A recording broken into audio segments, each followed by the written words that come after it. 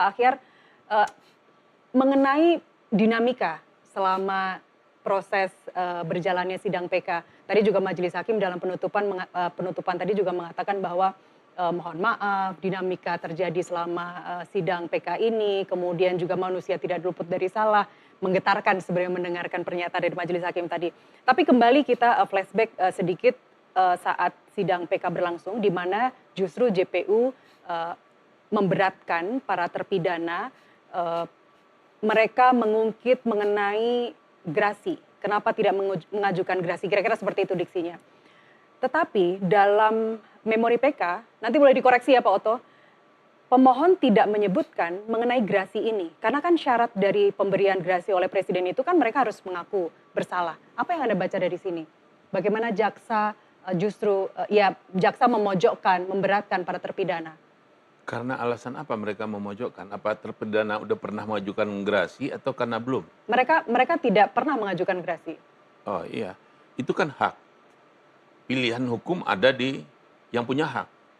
Apakah dia perlu langkah apa yang akan ditempuh? Mengajukan PKK atau mengajukan permohonan gerasi? Kelihatan kalau kita lihat di sini, pemohon pilih dulu langkah PK, peninjauan kembali dulu kan. Dan setelah itu tidak tertutup kemungkinan mereka kalaulah sekiranya putusan tetap menguatkan putusan yang tahun 2016-17 itu, mungkin setelah itu mereka nanti akan mengajukan PK. Mmm, Jadi ini strategi dalam persidangan. mmm. Jadi boleh saja. Tapi apa yang ingin didapatkan oleh JPU? Ya nggak tahu juga ya sasaran yang ingin dicapaikan itu haknya dia. Nggak bisa JPU untuk intervensi. Kenapa Anda kok nggak PK dulu? Kenapa Anda nggak gerasi? Kok kenapa langsung saudara PK? Itu kan pilihan. Mmm, Setiap memilih sesuatu pasti ada untung rugi, apalagi udah ada penasihat hukum di situ. mmm, Setiap langkah hukum yang diambil ada perhitungan. mmm. Langkah mana dulu yang kita ambil itu kan skala Baik, prioritas. baik, Jadi itu adalah sepenuhnya hak daripada pemohon. mmm, Nggak bisa intervensi jaksa di situ. baik. Pak Oto ada yang ingin Anda tambahkan Pak? Sebenarnya mereka ini sudah mengajukan gerasi dan seperti apa sebenarnya proses gerasi itu? Bahwa sebenarnya faktanya yang terpidana ini yang klien kami sekarang ini pemohon PK itu sudah pernah mengajukan gerasi. Oke, Jadi yang terjadi dengan fakta itu jaksa ingin memojokkan mungkin bahwa kalian kan sudah gerasi. Kalau gerasi itu kan katanya kan harus ada permohonan maaf, ya kan? Nah, kalau Anda sudah mengajukan permohonan maaf, kalau Anda sudah pernah mengajukan gerasi, berarti Anda sudah mengaku bersalah, kira-kira gitu ya, pandangan daripada penuntut umum. Nah, di sini kelihatannya mereka tidak menyadari bahwa gerasi itu tidak mengabaikan hak daripada terpidana untuk mengajukan PK, oke, ya kan? Nah, jadi mereka selalu bilang, udah ngaku kok juga PK. Nah, mereka tidak pernah melihat, membaca putusan Mahkamah Agung tentang kasusnya Pak Tommy Soeharto. mmm, Dalam kasus Tommy Soeharto juga pernah mengajukan gerasi, ya kan, ditolak. Tetapi kemudian dia mengajukan PK, dikabulkan. Jadi ini dua hal yang berbeda. Jadi tidak berarti kalau ada orang mengajukan gerasi dan mengaku bersalah, tidak berarti dia tidak boleh mengajukan PK lagi. Nah, putusan itu sebagai bukti bahwa itu terpisah. oke, Hak untuk mengajukan gerasi itu sudah diatur tersendiri, hak untuk mengajukan PK diatur tersendiri. Sehingga hak untuk mengajukan PK itu tidak terabaikan gara-gara kita mengajukan gerasi. Dan itu diputuskan dalam kasus Tommy Soeharto. baik. Itu poinnya. Baik, bicara terkait permintaan maaf, tadi yang menarik adalah majelis hakim saya dengar dan saya catat sampai 2 kali bilang, manusia tidak luput dari kesalahan, kami minta maaf. Banyak dinamika selama sidang berlangsung 4 minggu ini, sekali lagi majelis hakim mengatakan tidak luput dari kesalahan, kami mohon maaf. Suaranya bergetar, mungkin itu perasaan saya saja, subjektivitas saya saja. Bagaimana kondisi di, persidangan tadi, di dalam ruang sidang? Ya, memang sama. Kita juga sampai bergetar juga, kita juga sedih juga ya mendengarnya. Karena begini ya, terus terang aja namanya persidangan ini kan ketat sekali ya. cukup slow ya, dibilang keras ya semi-semi keras lah ya, dalam arti banyak perbedaan-perbedaan pendapat yang disampaikan. Nah, dan juga banyak juga ada juga permohonan kami yang tidak dikabulkan ya dan sebagainya ya. Nah, tetapi hakim dengan bijaksana ya kan, ada yang dikabulkan yang tidak, dan dia mengatakan bahwa sebenarnya itu ada terjadi, ya dia minta maaf. Karena kami pun merasakan yang sama. Terus terang aja kami respect pada hakim ini. Jujur saya mengatakan saya respect karena dia berupaya membongkar kasus ini dengan sebaik-baiknya Ya. dengan cara memberikan akses kepada keadilan. Akses kepada kami untuk membuktikan termasuk pembersihan setempat, memberikan akses juga kepada kami untuk membuktikan tentang handphone tersebut ekstraksi. Ya. Ya.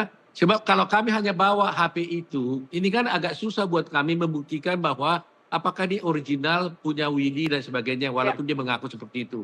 Tapi karena ada perintah hakim, penetap hakim mengatakan silakan ekstrak itu dan ditunjuk adalah saudara Rismon Sipautar untuk bisa membuka itu, ini merupakan akses yang diberikan oleh hakim kepada kami. Ya. Nah, kita tahu terus terang aja ya di dalam persidangan kita, KUHAP kita ini tidak menguntungkan terdakwa. Tidak, dia lebih membela kepentingan daripada negara. Kepentingan rakyat itu di bawah. Buktinya, terutama akses kepada barang bukti itu sangat kurang bagi terdakwa. Semua barang bukti dikuasai oleh jaksa. Kami tidak punya akses kepada barang bukti itu. Kami tidak bisa uji barang bukti itu kebenarannya. Semuanya di tangan jaksa. Kalau jaksa tidak bawa, ya dia bisa tidak bawa. Kalau dia tunjukkan, dia tunjukkan. Jadi kami tidak bisa sebagai mewakili terdakwa ini mempunyai akses kepada barang bukti itu. Nah, itulah satu bukti tadi pertanyaan tadi. Kenapa hal ini tidak dilakukan di persidangan? Saya ingin sampaikan, berdasarkan fakta yang ada, sesungguhnya pihak kepolisian telah mengekstrak HP daripada Vina. Tapi lucunya, itu hasil ekstraksi dari Vina ini hanya dimasukkan dalam lampiran berkas perkara, tapi tidak dijadikan sebagai barang bukti. Sehingga tidak dipertimbangkan oleh hakim. Pertanyaannya, kenapa sudah diekstrak HP-nya Vina, ternyata tidak dimasukkan sebagai barang bukti. Nah, atas dasar itulah kami berupaya mencari, karena kami tidak punya akses kepada barang bukti itu yang di tangan jaksa, kami mencari Widi, lawan bicaranya si Vina. Kami dapatkan HP-nya Vina, si Widi. Widi bercerita, dan kami ekstraklah ini hasilnya si Widi ini, ternyata confirm isinya sama dengan hasil ekstraksi yang dibuat oleh pihak kepolisian yang dimasukkan dalam berkas perkara. Jadi cocok. Semua ada di sini, sini. Hanya ada satu sedikit berbeda, ada yang terhilang ketika ada beberapa kata-kata yang di HP-nya Vina. Tapi semuanya mengenai waktu kejadian, detik, jam dan menit itu semuanya 100% sama. Ada yang hilang, Nah, ada yang hilang itu dihilangkan atau sebenarnya sudah rusak buktinya? Terus terang aja kata-katanya itu kan begini, dikatakan kan ada itu, ayo Mac, kira-kira gitu ya, ayo kita minum-minum ya, ayo kita ajak minum-minum rame-rame di STC. Nah, kata-kata minum-minum di STC itu, di ekstraknya respon cyanida itu ada. Tapi di polisi itu, kata-kata minum-minum di SCT itu tidak ada. Baik. Saya tidak bisa bilang siapa yang menghilangkan itu, Pak Oto? karena saya nggak bertuduh, tapi itu tidak ada di sana gitu aja. Pak Oto, terkait Pak Rismon yang mengekstraksi HP-nya Widi ini, ada yang mengatakan dia tidak terdaftar di Puslapfor. Apa yang terjadi Pak? Kalau yang melakukan ekstraksi adalah pihak yang tidak terdaftar di Puslapfor, maka barang bukti itu tidak akan dipertimbangkan oleh hakim. Itulah yang saya katakan bahwa kelemahan daripada hukum kita itu seperti itu. Kalau puslapor semua jadi sumbernya, itu berarti kan pihak kepolisian, ya kan? Tidak mungkin dong. Pihak kepolisian, semua barang bukti harus diuji puslapor, sama-sama institusi. Itu yang kelemahannya. Jadi kita tidak punya akses kepada itu. Tapi ingat, Rismon Senipar itu melakukan ekstraksi atas perintah daripada hakim. Nggak ada urusan dengan puslapor di sini. Diabaikan itu. Karena hakim yang menyetujui, itu yang saya katakan tadi, kalau tadinya hakim tidak memberikan kesempatan kepada kami untuk respon untuk membuka itu, pasti tuduhan seperti tadi yang dikatakan, nggak terdaftar dia, katanya kan. Itu kelemahan-kelemahan di persidangan kita. Tapi karena hakim yang membuat penetapan, silakan buka, katanya, ya itu sah menjadi penetapan hakim. Ya. Nggak ada urusannya dengan puslapor gitu. Baik, ada catatan juga salah satunya dari Pak Akhyar juga mengenai pemeriksaan setempat ini Pak Oto. Kenapa tidak dilakukan mendekati peristiwa realnya terjadi? Kalau tadi Anda mengatakan dari ekstraksi handphone itu dimulai pukul 9 malam hingga pukul 22:15 misalnya. Kenapa tidak dilakukan di malam hari sehingga mirip atau hampir menyerupai peristiwa saat itu? Itu sebenarnya yang sudah kami ajukan, saya meminta di malam hari. Sama dengan saya, sebuah perkara ini saya terima, saya langsung ke lokasi, saya ikuti semua realnya itu pada waktu jam-jam mulai jam 9 sampai jam 12 malam saya di sana. Oke. Tetapi waktu kami ajukan kepada hakim, hakim tentunya melihat soal keamanan kan. Ya, soal keamanan. Itu pun tadi perlu perhatikan, waktu siang hari pun para terpidana ini, pemohon PK ini nggak dibawa ke sana. Nggak ikut gitu loh, karena soal keamanan. Nah, tapi itu pun bagi kami, walaupun itu tidak sesuai dengan peristiwa real, ya, karena dengan kalau peristiwa real kan memang lebih baik kita melihat malam hari, mungkin nggak dia melihat adanya kejadian-kejadian di malam hari. Baik. Bisa saya pahami. Tapi ini saja bagi kami sudah cukup untuk Baik. membantu buat kami lah gitu ya. Baik, saya ingin ke Pak Akhyar dan juga ke Pak Arianto sekaligus closing statement. Mengingat pemeriksaan setempat ini dikabulkan, artinya ini merupakan diskresi dari majelis hakim. Majelis hakim bisa saja sebenarnya menolak pemohon untuk melakukan pemeriksaan setempat di TKP. Tetapi kemudian ini dikabulkan, dan sebenarnya apa artinya pemeriksaan setempat ini untuk PN Cirebon dalam rangka mencari kebenaran yang terjadi sesungguhnya terhadap kasus Vina dan Eki ini. Saya ingin mulai dulu dari Pak Arianto, silakan. Saya merasa lega sekali dengan adanya pelaksanaan PK yang di lapangan ini. Karena dengan melalui persidangan PK ini terungkaplah semua kesaksian dari fakta, kesaksian dari orang yang melihat, kesaksian dari saksi ahli dan sebagainya itu, yang menurut saya itu bisa menjadikan suatu alat bukti sepanjang itu dimasukkan di dalam fakta pengadilan. Nah, dulunya ini kan cuma rumor di sana sini ya. Sekarang sudah masuk ke fakta pengadilan. Jadi itu menjadi satu alat bukti yang mestinya dulu-dulunya itu sudah ada kan. Tetapi baru muncul sekarang, itulah yang jadi saya tanda tanya. Makanya itu ini tergantung daripada Pak Hakim nanti di PK. Mudah-mudahan melihat ini semua ada ratusan berapa bukti yang disampaikan di dalam PK ini dipertimbangkan gini, apakah ini memang betul kayak gitu ceritanya gitu. Dengan mempertimbangkan itu maka saya yakin hakim akan mengambil keputusan yang mencari kebenaran, bukan hanya membela arogansi bahwa yang dulu harus dipertahankan gitu. Mudah-mudahan ya. Hakim yang mana? Hakim Mahkamah Agung yang mengadili nanti. Sehingga yang mengadili PK ini, kalau hakim tadi kan hanya menerima, sudah selesai, hanya menerima bukti-bukti itu tadi, nanti akan diserahkan pada hakim di PK itu. MA, baik. Hakim di MA itulah yang nanti yang saya harapkan melihat semua ini dan mempertimbangkan ini sebagai alat bukti apa tidak, sehingga dia bisa memutus dengan cara adil, bukan hanya secara teoritis tapi apa yang berlaku di dalam masyarakat. Mengingat hakim, saya ingin ke Pak Akhyar, mengingat hakim MA itu hanya memeriksa berkas yang dilimpahkan dari PN Cirebon, sebenarnya apa yang bisa kita harapkan Pak? Dalam artian ini, sekali lagi ini presumption of innocence saya adalah bahwa hakim MA itu tidak merasakan feel-nya. Bagaimana persidangan yang maraton ini selama 1 bulan berlangsung, bagaimana kesaksian para saksi, para terpidana, para ahli, banyak dari mereka yang menangis, para saksi ini. Mereka tidak merasakan, mereka hanya memeriksa berkas, mereka tidak memeriksa manusia aslinya. Apa yang bisa dilakukan misalnya dari Majelis Hakim Pengadilan Negeri Cirebon? Tentu dia akan membuat berita acara sebisa mungkin sama dengan apa yang terjadi di persidangan.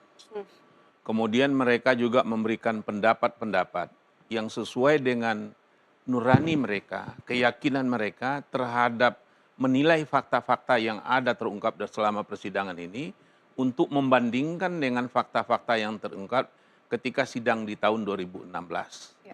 Jadi oleh karena itulah di NTV juga beberapa hari yang lalu saya usulkan perlu juga kita pikirkan dalam KUHP yang akan datang bahwa pemeriksaan terhadap PK ini sebaiknya langsung dilakukan oleh majelis hakim di Mahkamah Agung yang memeriksa PK. Setidak-tidaknya terhadap perkara-perkara yang mendapat perhatian yang begitu banyak dalam masyarakat. Kalau nggak mungkin juga bisa seluruhnya.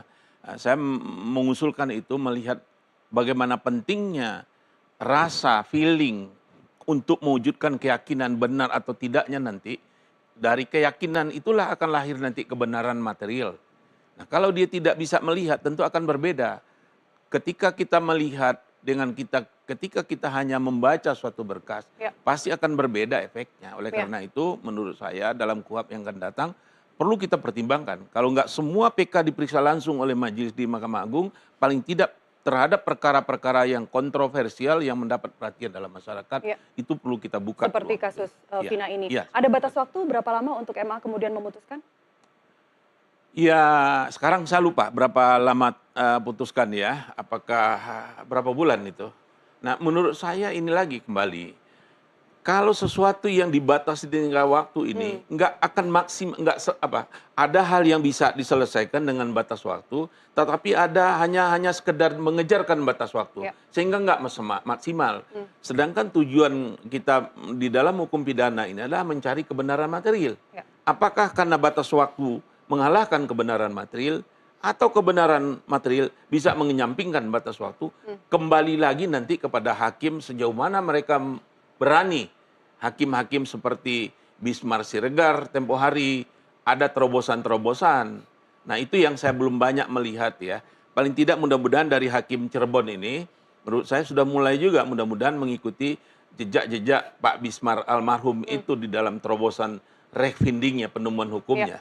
Ya, baik Pak Oto, meskipun ya sekali lagi ini adalah merupakan penutupan sidang PK 6 terpidana, rasanya amunisi Anda masih harus ditambah lagi Pak, karena banyak pihak yang akan menggugat Anda atas tuduhan fitnah, tuduhan macam-macam. Apa yang Anda persiapkan untuk itu Pak?